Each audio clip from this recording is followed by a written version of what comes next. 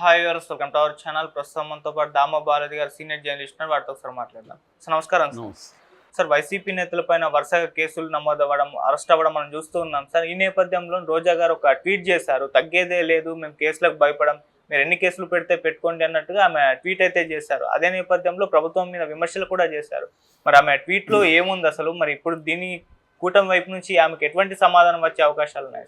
మనకు తెలుసు, మనం అనేకసార్లు చెప్పుకున్నాం. వైసీపీకి సంబంధించిన సోషల్ మీడియా కార్యకర్తల్ని, నాయకుల్ని, ఇతరేతర నాయకులను కూడా అరెస్టులు చేయడం అనేది జరుగుతుంది. ఆల్రెడీ 50 మంది పైన అరెస్టులు చేశారని చెప్తున్నారు. దాదాపు 500 మంది మీద కేసులు పెట్టే కార్యక్రమం జరుగుతుంది. శ్రీరెడ్డి మీద కావచ్చు, రామ్ గోపాల్ వర్మ మీద కావచ్చు, పోసాని కృష్ణమురళి కావచ్చు, సజ్జల భార్గవరెడ్డి కావచ్చు, ఇలాగా నెక్స్ట్ లెవెల్ నాయకుల మీద, లేకపోతే వైసీపీ సపోర్టర్స్ మీద కూడా కేసులు పెట్టడం అనేది జరుగుతుంది.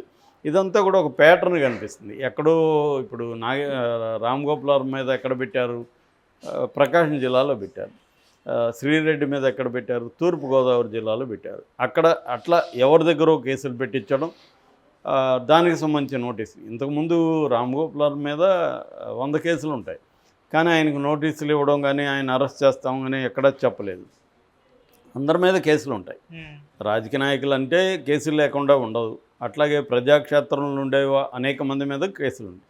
అయినా ఆ కేసుల్ని సీరియస్గా తీసుకొని పోలీసులు వచ్చి నోటీసులు ఇవ్వడం, అరెస్టులు చేయడం అనేది జనరల్గా జరగదు. ఇప్పుడు ఇక్కడ కూటమి ప్రభుత్వం రెడ్ బుక్ ఎప్పటి నుంచో నడుపుతున్న లోకేష్, వీళ్ళు సీరియస్గా తీసుకొని వీళ్ళ మీద కేసులు పెట్టడం, దాన్ని ఫాలోఅప్ చేయడం, వాళ్ళని అరెస్టులు చేయాలని అనుకోవడం అనేది జరుగుతుంది. ఇది ఇప్పుడు ఇంకొంత నెక్స్ట్ లెవెల్కి వెళ్ళి రోజా, కొడాలి నాని, వల్లభనేని వంశీ, వీళ్ళు కదా మెయిన్ టార్గెట్, వీళ్ళ మీదకి వెళ్ళే అవకాశం ఉంది. అంటే కింద నుంచి వెళితే రియాక్షన్ ఎలా ఉంటుంది, ప్రజల రియాక్షన్ ఎలా ఉంటుంది, వివిధ సంస్థల రియాక్షన్ ఎలా ఉంటుంది, వైసీపీ రియాక్షన్ ఎలా ఉంటుంది, కోర్టుల రియాక్షన్, ఇవన్నీ కూడా టెస్ట్ చేశారనమాట. సో కోర్టులు ఏంటి, అరెస్టులకు వ్యతిరేకంగా మేము బ్లాంకెట్ ఆర్డర్ ఇవ్వమని హైకోర్టు చెప్పింది.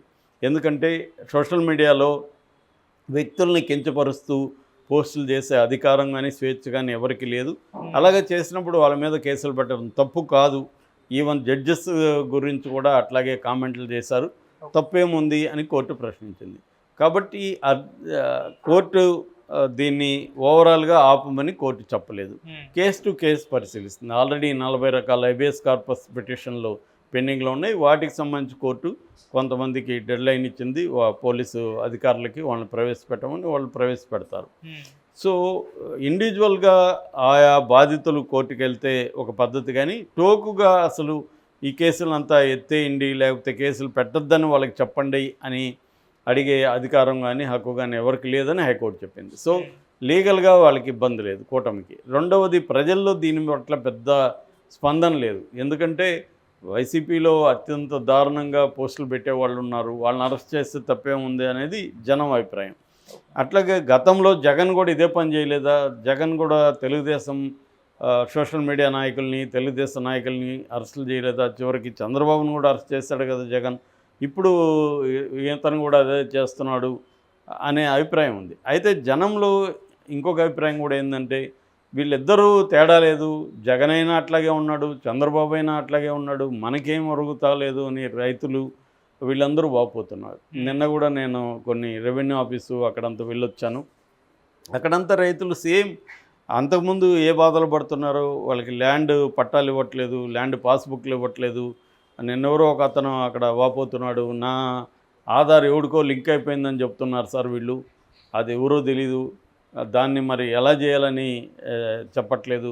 ఇంకొకరు అంటున్నారు, డెత్ సర్టిఫికేట్లో పేరు మారింది సార్, ఆ డెత్ సర్టిఫికేట్ మళ్ళీ మార్చమంటే అది అప్లికేషన్ ఎక్కడో పోయింది, మీరు ఎవరైతే పోగొట్టారో వాళ్ళ మీద కేసు పెట్టండి, కానీ ఇప్పుడు మేము మార్చలేమంటున్నారు. ఇలాగా అనేక బాధల్లోనే ఉన్నారు. సేమ్ వ్యవస్థలు ఏవి మారలే. 30 ఏళ్ళుగా నేను నా అనుభవంలో చూస్తున్న రెవెన్యూ డిపార్ట్మెంట్ ఎలాగ ఉంది, ఇప్పటికి అలాగే ఉంది. అంటే చంద్రబాబు వచ్చి పెద్ద చేంజ్ ఏమీ జరగలేదు కింది స్థాయిలో. నేను అందుకే అంటాను, పీపుల్ సెంట్రిక్ పాలిటిక్స్ అనేది చేయకపోతే, రివెంజ్ సెంట్రిక్ పాలిటిక్స్లో మారిపోతే ప్రజల బాధలు ఇప్పుడు ఎంతమందిని అరెస్ట్ చేసినా ప్రజలకు ఏమన్నా నష్టము లాభం ఉందా? ఏమి నష్టము లేదు, లాభం లేదు ప్రజలకి. వైసీపీ వాళ్ళని అరెస్ట్ చేస్తే వైసీపీ వాళ్ళకి నష్టం, చంద్రబాబుకి లాభం తప్ప ప్రజలకేంటి? సో ప్రధానంగా ఏంటంటే ప్రజలకి ఇచ్చిన హామీలు నెరవేర్చడం, అభివృద్ధిని తీసుకురావడం, వివిధ రంగాల్లో మీరు చెప్పిన జగన్ ధ్వంసం చేసినాడని చెప్తున్న రంగాలని పునరుద్ధరించడం, ఇవి ప్రధానంగా చేయాలి. అది చేయకుండా కేవలం రివెంజ్ పాలిటిక్స్ చేయడాన్ని ప్రజలు కూడా వ్యతిరేకిస్తున్నారు. ఆల్రెడీ మాకు వీళ్ళు ఎవరు వచ్చినా ఒకరినొకరు కేసులు పెట్టుకొని ఇది చూస్తున్నారు, గవర్నెన్స్ పట్టించుకోలేదు, మా సమస్యలు పట్టించుకోలేదు అనేది రైతుల్లో ఆల్రెడీ చంద్రబాబు ప్రభుత్వం మీద ఒక రకమైన అసంతృప్తి కావచ్చు, వ్యతిరేకత కావచ్చు గ్రౌండ్ లెవెల్లో వస్తుంది. దాన్ని అడ్రస్ చేయాల్సిన అవసరం ఉంది. ఇది ఒక అంశం. రెండో అంశం, ఈ వైసీపీ మీద అటాక్ అనేది, కూటమి చేస్తున్న అటాక్ని వైసీపీ వాళ్ళు ఎలా ఫేస్ చేస్తున్నారు?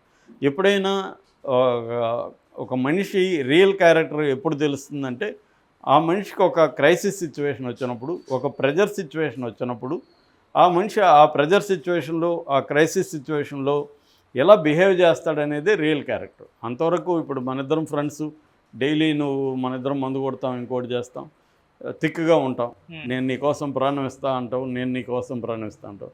కానీ నాకు ఒక సంక్షోభం వచ్చి లైఫ్ అండ్ డెత్ వచ్చినప్పుడు నువ్వు నా పక్కన ఉంటావా లేదా అనేది నీ రియల్ క్యారెక్టర్కి ఫ్రెండ్గా. ఇది అట్లాగా మనిషికి కూడా. అందుకనే రాబర్ట్ మెకే అనే ఒక స్క్రీన్ రైటరు సినిమాలో క్యారెక్టర్ని క్రియేట్ చేసేటప్పుడు వాళ్ళకి కొన్ని ప్రెజర్ సిచ్యువేషన్స్ పెట్టండి, ఆ ప్రెజర్ సిచ్యువేషన్లో ఎలా బిహేవ్ చేస్తే అది క్యారెక్టర్ అని చెప్తాడు అన్నమాట.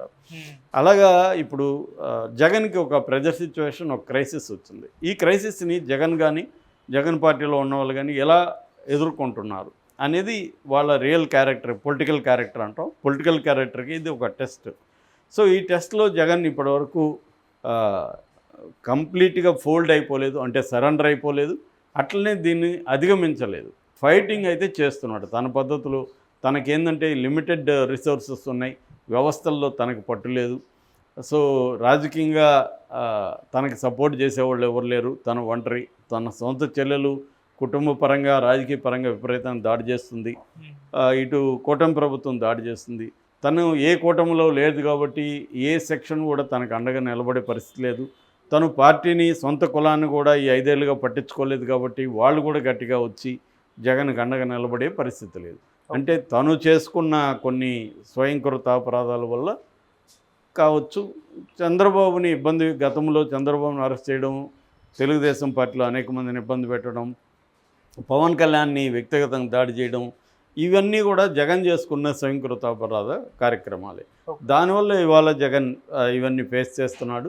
దీనికి ఇప్పుడు మెల్లమెల్లగా జగన్కి కొంతమంది పార్టీలో ఉన్నవాళ్ళు సపోర్ట్ చేస్తున్నారు.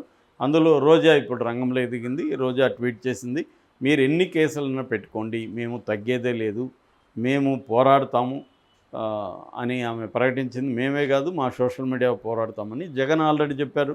మీరు వ్యక్తిగతంగా పోస్టులు పెట్టకండి, పార్టీ పేరు పెట్టండి, నా మీద ఎన్ని కేసులు వచ్చినా నేను ఫేస్ చేస్తాను జగన్ చెప్తున్నాడు. అలాగా వాళ్ళు ఈ సోషల్ మీడియాకి అండగా ఒక టాస్క్ ఫోర్స్ని కూడా ప్లాన్ చేశారు. అయితే రోజా అనేక విమర్శలు కూడా చేసింది. అదేంటంటే సూపర్ 6లో పథకాలకి 5 నెలలు అయిపోతున్న అమలు నోచుకోలేదు, బడ్జెట్ కూడా దానికి కేటాయించట్లేదు, ఒక్క పెన్షన్ తప్ప మిగతా ఏవి సూపర్ 6లో అమలు కావట్లేదు. 18 ఏళ్ళు నిండిన మహిళలకి నెలకు 1500 ఇస్తామని చెప్పారు, అంటే సంవత్సరానికి 18,000. అలాగా 2,07,000 మంది మహిళలు ఉన్నారు, వాళ్ళకి 37,313 కోట్లు కేటాయించాలి, కానీ బడ్జెట్లో మీరు ఎందుకు పెట్టలేదు అనేది ఒక ప్రశ్న. రెండో ప్రశ్న, దీపం పథకం కింద 3 గ్యాస్ సిలిండర్లు ఇవ్వాలి, అది 1,54,47,000 మందికి ఇవ్వాల్సి ఉంది. దీనికి సంబంధించి 4,115 కోట్లు ఇవ్వాలి, దాన్ని పెట్టలేదని చెప్పింది. అట్లాగే తల్లికి వందనం కింద ఎంతమంది బిడ్డలు ఉంటే అంతమందికి 15,000 ఇస్తామని చెప్పారు.